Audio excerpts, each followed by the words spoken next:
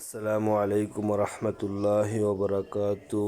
আজ আপনাদের মাঝে ছোট হাদিসের তৃতীয় পর্ব শুরু করছি। আজকে তিনটি হাদিস পড়ে শোনাবো। 5 নম্বর হাদিস, 6 নম্বর হাদিস, 7 নম্বর হাদিস। 5 নম্বর হাদিস শরীফ, মিফতাহুল জান্নাতিস সালাহ, নামাজ বেহেস্তের চাবি। নামাজ বেহেস্তের চাবি। 6 নম্বর হচ্ছে আউয়ালু মা ইউহাসাবু বিহিল আবদু ইয়াউমাল কিয়ামাতিস সালাহ, কিয়ামতের দিন সর্বপ্রথম নামাজের হিসাব হবে।